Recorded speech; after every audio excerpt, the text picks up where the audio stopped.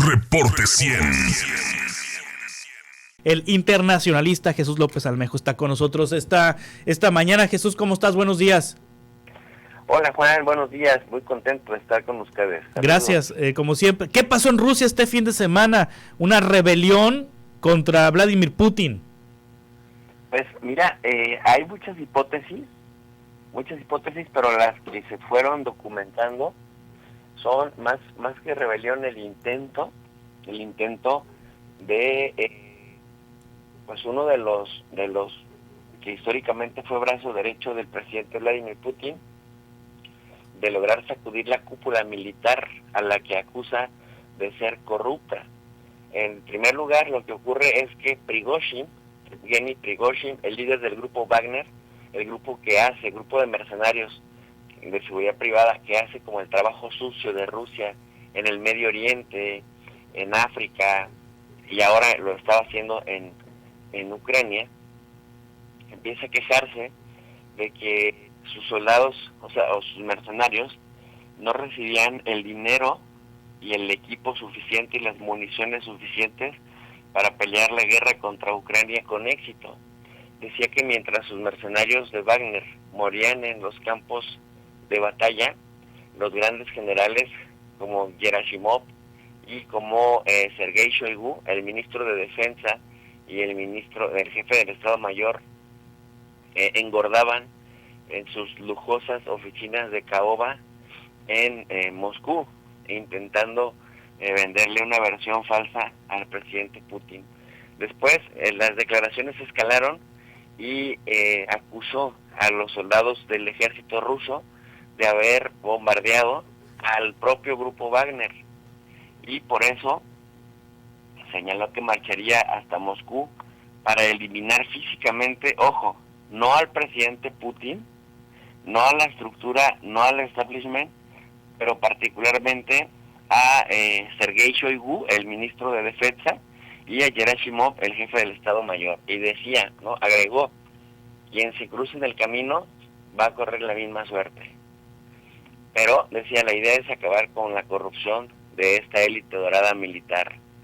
Entonces, desde el Rostov del Don, que en realidad muchos decían, es que ya tomó el Rostov del Don, esta ciudad cercana a Ucrania, al Donbass, particularmente a Kharkov, decían, es que ya tomó el Rostov del Don, pero en realidad ahí es donde está su base de operaciones. Entonces es como raro que digan ya tomó el Rostov del Don, cuando ahí históricamente es donde ha sido su base de operaciones. Entonces ahí están sus grandes campamentos, las oficinas.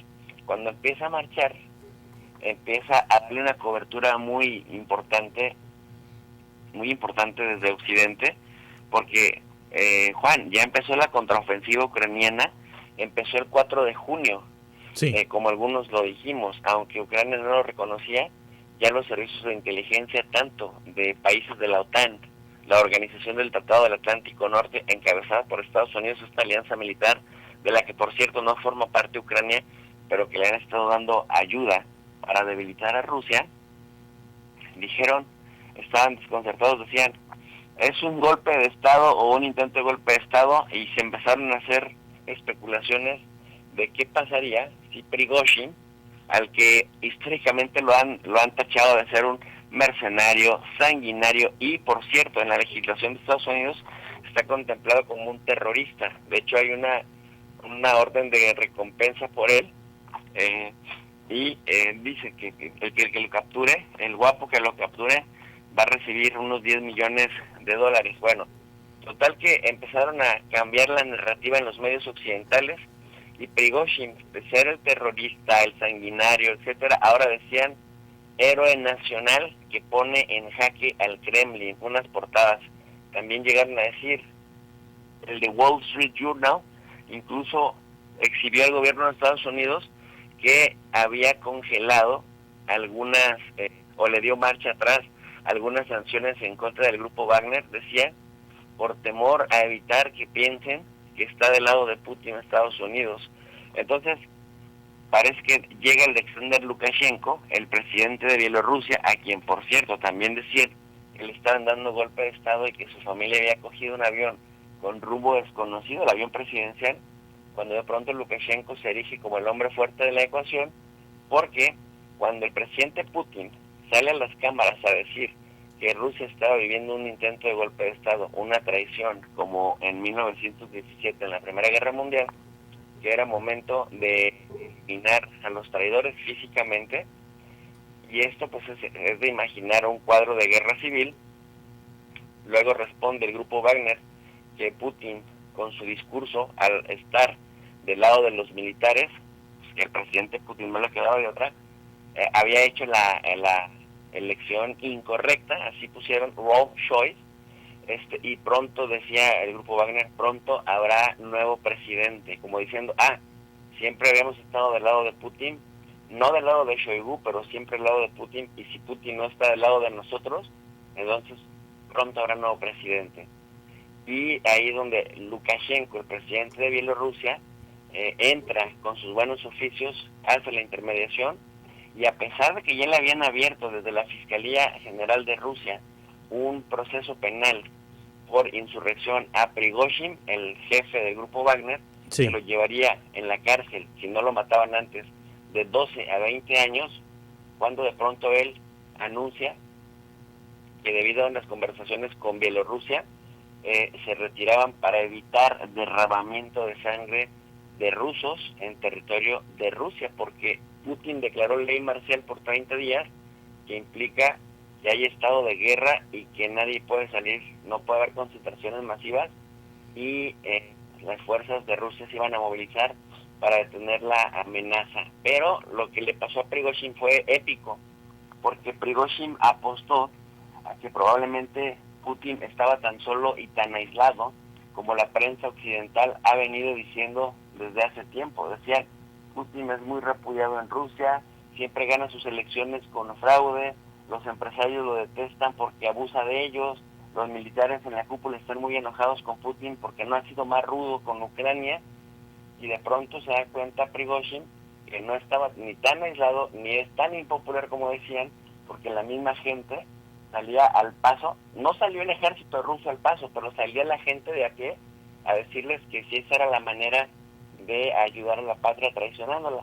Empresarios y principalmente políticos de alto nivel como los alcaldes de San Petersburgo, de Moscú y de la mayoría de los oblasts, pues empezando por el que encabezó, digamos, una hipotética defensa de Moscú, que es el líder de los chechenos, que ha sido muy leal con el presidente Vladimir Putin, frenaron de alguna manera el punto, y Prigozhin se dio cuenta, Juan, que no tenía todo el apoyo, todo el respaldo que históricamente había escuchado de los medios occidentales, y tuvo que recular, y terminó recibiendo garantías de seguridad de que le retiraran los cargos, de que se va para Bielorrusia, y de que mercenarios que no hayan tomado las armas en contra del ejército de Rusia pueden incorporarse a las filas del ejército, pero quienes sí hayan tomado las armas no les van a levantar un cargo, pero digamos los desactivan, dándoles garantías de que no les abrirán proceso y se van para Bielorrusia. Así que sí se evitaron una guerra civil, o por lo menos un cuartelazo, y sí se evita el derrame de sangre rusa, Juan. Sí, y las fuerzas que salen de Ucrania, de Prigozhin, no afectan el estado de guerra que tiene Rusia en territorio ucraniano. Las iban a afectar si esto se hubiera demorado. Sí. Pero justamente parte de lo que anuncia en este caso el Kremlin, la vocería del Kremlin, Peskov, es que justamente las posiciones quedaron cubiertas por parte del grupo Wagner, el grupo que no se insurreccionó, y también por parte del ejército de Rusia, que fue al frente, y que por eso no tenían, de alguna manera, decían ellos, ni la motivación ni el tiempo para desgastarse, desgastar atención en contra de los insurrectos del grupo Wagner. Por eso no dieron pasos en falso, es decir, nadie salió al frente para intentar quitar el motín por la fuerza, sino que se tuvieron a la negociación. Y lo que sí es cierto es que cuando el presidente Putin sale sale a decir que son unos traidores y que les van a eliminar físicamente, muchos especulaban. Ahora sí viene la contraofensiva ucraniana, aprovechando justamente de Bakhmut y algunas otras Soledar que había recuperado Wagner para la causa rusa, estaban de alguna manera sin ese apoyo ya de Wagner.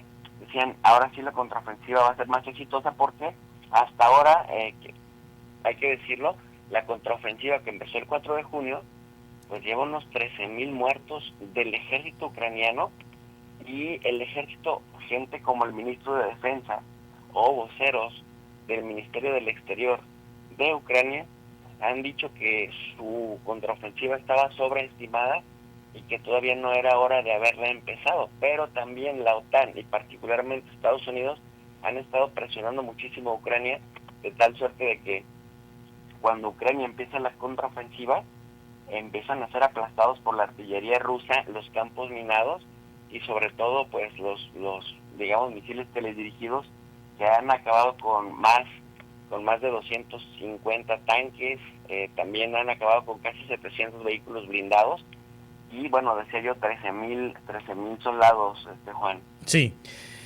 Jesús López Almejo, muchas gracias por explicarnos lo que pasó este fin de semana en Rusia. ¿Cómo te seguimos en redes, Jesús? Un placer, gracias por la invitación. Estoy en el canal de Tu Profe de RI. RI significa Relaciones Internacionales y justo hacemos análisis de geopolítica en términos lo más sencillo posible para que la gente pues nos vaya siguiendo y se quede informada. Juan, muchas gracias. Gracias, Jesús, como siempre. Buen día. Buenos días. Esto fue lo que pasó en Rusia. Reporte 100.